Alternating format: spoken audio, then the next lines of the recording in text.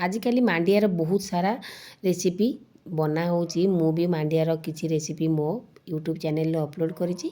आज मु तैयारी करछि मांडिया रे रुटी आउ परोटा। आ किपरि सॉफ्ट रुटी आ परोटा आमे मांडिया रे तैयारी करबा, दया कर वीडियोटी को शेष पर्यंत देखंतु। नमस्कार सांग माने, जय जगन्नाथ। आपण समस्त को स्वागत करुछि मो यूट्यूब चैनल को। तो मांडिया रे रुटी चलन देबे प्रस्तुत करबा। देखि पारथबे मु गोटे सॉसपेन ने नै जाइछि गोटे कप रो पानी। गोटे कप मांडिया चूना पाई गोटे कप रे पानी देबे। मार मेजरमेंट है गोटे कप मांडिया चूना सहित गोटे कप पानी, माने जी आप मांडिया चूना ने से अनुसार आप पानी आड करेंगे। तो देखिपारे तापर मैं स्वाद टी पकईदे लुण आ हाफ चामच गुआ घी सब जिनस को देलापर गोटे बॉयल आसापी छाड़देली। तापर मांडिया चूना ताकू नहीं पकईदेली ससपेन में पकई सारापर एपट सेपट कर पूरा मिसई ने जमीक भलसे पानी सहित आम मांडिया चूनाटी मिसीज। माने आपको आम जंतिकी मांडिया रुटी प्रस्तुत करवा। ये नॉर्मल रुटी भाई आपको प्रस्तुत करेंगे, एमती आप जंतुणी भाया करके रुटी प्रस्तुत करेंगे। आपंकर रुटी बहुत सॉफ्ट हम। तो सब जिनस को देखो मु गोले देली। एबे ताकू कभर करके आमर यही जंतुणी जो रूम टेम्परेचर अवस्था को आसो से पर्यंत ताकू घोड़े की छाड़ी दबा। तो देखिए कभर करके मु पूरा 10 मिनट पर छाड़देली।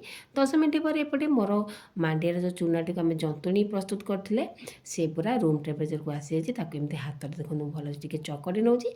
तापर बड़ गोटे नहीं जाइए थाली, आ थाली भितर एबे से जो मांडियार जो माने जंतुणी को दे देछि। आ से थाली रे भल से पूरा चकटी नहीं।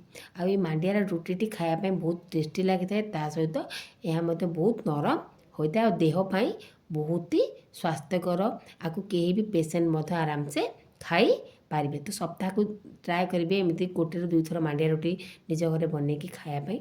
तो देखिपारे मो हाथ टी अल्प तेल लगे देकी पूरा चकटी नौची, पूरा सॉफ्ट डो बन नौची।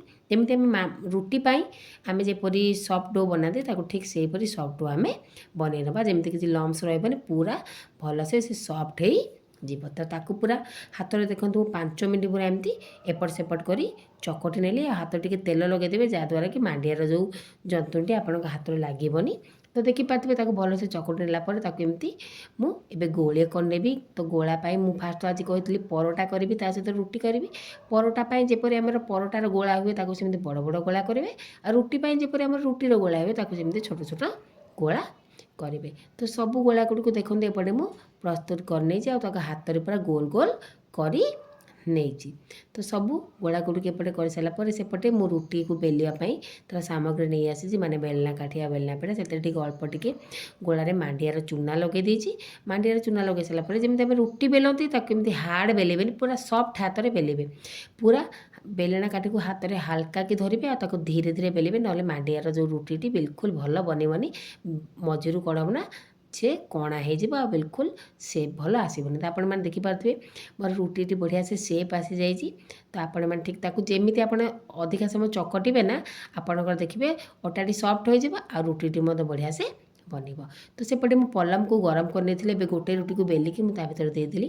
तार गोटे पाख साइड हो जाता तार आर पाख साइड को मुझे लेउटे देली।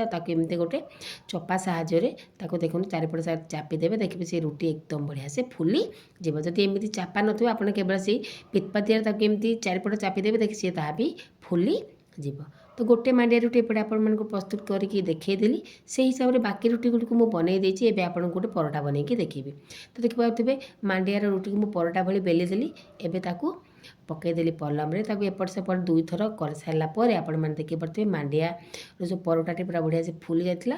तापर अल्प टिके घी दे जमी आम परोटा करते ठीक से करवा। सब मन रखिए जिते आप मांडियार जो चकटाटी को जो आप मांडिया रुटी को बेलुवे ना सब हल्का हाथ व्यवहार करेंगे, जोरे जमा करेंगे ना बिल्कुल आप रुटी बनब ना।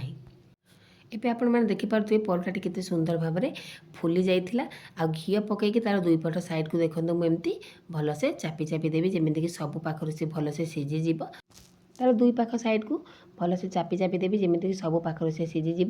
से हिसाब से बाकी परोटा गुड़ी को बनईकी रेडी करदेवी। एपटे मांडिया रुटी आ परोटा को मुझे सर्व कर दूची बुट डाली आउ कखारू तरकारी सहित। आपण मैंने चाहिए कि मनपसंदर सब्जी सहित कि चटनी सहित आपको खाईपारे। आ सांग मैंने मांडिया रुटी आपण मानक किपर लगे निहाती भावे कमेंट रे जणेबे। पुणी देखा आपण मान सहित आ गोटे नुआ रेसिपी सह। रहुची नमस्कार, जय जगन्नाथ।